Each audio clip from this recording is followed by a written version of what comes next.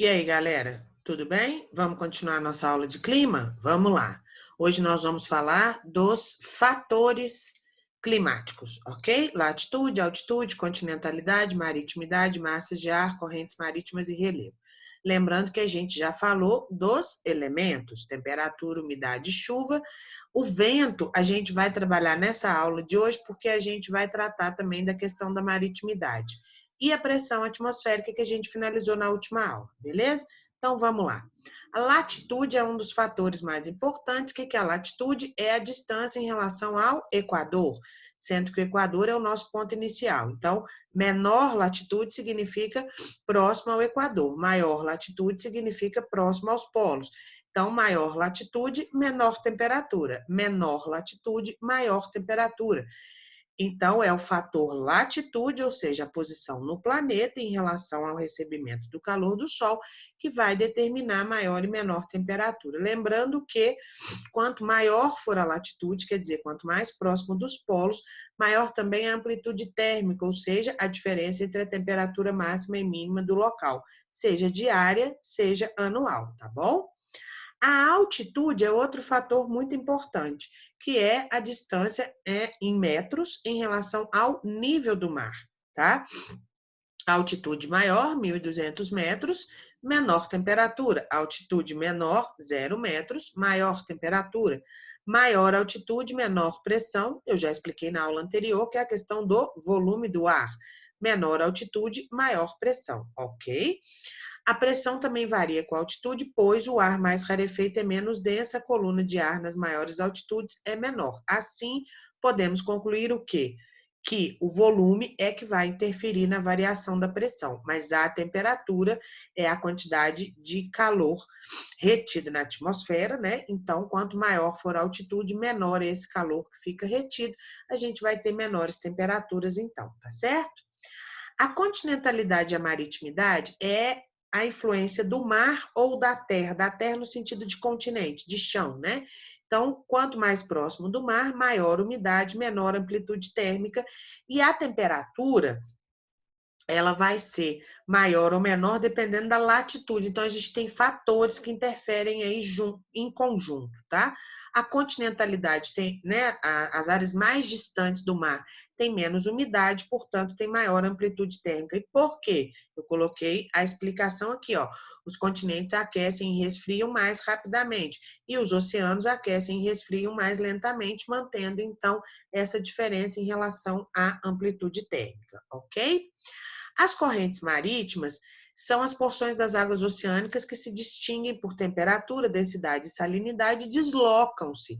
Então, elas trazem consigo essas águas, né, essas correntes marítimas, as características dos locais de origem. O que você precisa lembrar?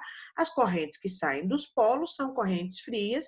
E o que é importante? Depois, quando a gente estiver vendo, né, os fenômenos climáticos, vocês vão ver que a mínima interferência na temperatura dessas águas interfere no clima do mundo inteiro, tá? Então, ter essa sequência de correntes frias e correntes quentes também determina o tipo de clima dos lugares, a vida nas águas, né, a variedade biológica dos oceanos, e interfere mais na nossa vida do que vocês pensam, tá? As massas de ar têm a mesma característica das correntes marítimas, porém, são massas de ar, trazem ar e trazem consigo as condições de temperatura e umidade do local de origem. Portanto, se são equatoriais ou tropicais, serão quentes. Se são polares, serão frias. Se são continentais, no geral, com exceção de uma do Brasil, são secas. E se são oceânicas, são úmidas. E aí eu trouxe para vocês aqui a atuação das massas de ar no Brasil. Então, essa é a atuação no verão e essa no inverno. Qual que é o detalhe importante que eu sugiro para que vocês deem mais atenção? A massa equatorial continental da Amazônia é a única do mundo que é continental e é úmida, porque está sobre a maior bacia hidrográfica do mundo, e a floresta amazônica é a bacia amazônica, então traz umidade para nós no verão, ok? As outras massas mantêm a regra, ó, massa tropical atlântica, quente e úmida, massa tropical continental, quente e seca. Se vocês observarem, o nosso inverno tem a atuação da massa polar atlântica, então ela traz o quê? Frio e umidade. Só que essa umidade vai ficando pelo caminho, então em alguns lugares, como é o nosso caso aqui, do Sudeste, ela chega mais seca, mas traz o frio. Quando ela encontra com a massa tropical atlântica, ela causa chuva frontal, são duas massas opostas. E quando ela chega aqui na Amazônia, ocorre um fenômeno que chama friagem, que é a queda da temperatura dessas áreas em até 15 graus em menos de 3 horas, que para eles é bastante frio, né, gente? E para a gente finalizar, os tipos de vento, ó, brisa marítima e brisa terrestre, o vento sempre sopra do lugar mais frio para o lugar mais quente, então durante o dia o mar está mais frio, a areia está mais quente, o vento vem do mar para a areia. Durante a noite, o mar está mais morno, porque absorveu calor durante o dia todo, e a areia está mais fria, então o vento vai da areia para o mar. A mesma coisa acontece nessa parte específica do continente asiático, só que essa troca de direção é de uma estação para outra. Quando está no verão do norte, que é agora, né, nessa época que nós estamos, agora agosto, essa direção do vento é do oceano para a Ásia, então chove muito. Quando é no inverno, que vai começar em dezembro para eles, inverte a direção e eles ficam muito tempo sem chover, é um clima bem específico, tá? Aqui é um climograma que a gente já aprendeu. A linha, a gente avalia a variação de temperatura e a coluna, a variação de chuva. Aqui embaixo, os meses do ano.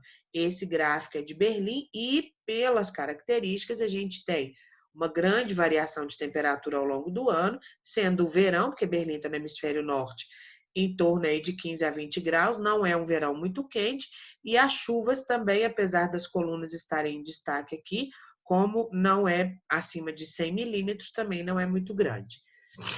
Aqui a classificação dos climas no Brasil: clima equatorial, tropical, semiárido, tropical semiúmido e subtropical. E aqui o que é mais usado, que subdivide o tropical em tropical de altitude, que é o nosso, que é bem específico, tá? E aqui os nossos climogramas. O que você tem que fazer com o climograma? Analisar a linha, que é a temperatura, e as colunas, que são as chuvas. Então, o clima equatorial é muito úmido, com pouca variação de temperatura. O tropical tem verão quente e úmido, inverno não chega a ser frio, né, gente? Mas menos quente e seco, e assim vai. Então, o que você tem que saber de climograma? Analisar a variação da linha de temperatura e das colunas de chuva, olhando sempre os valores e os meses do ano. E a primeira coisa que você precisa fazer, todos esses são do Brasil, portanto, os que têm variação no meio do ano é para menos, porque no meio do ano nós estamos no inverno, ok? Espero ter ajudado. Beijo no coração.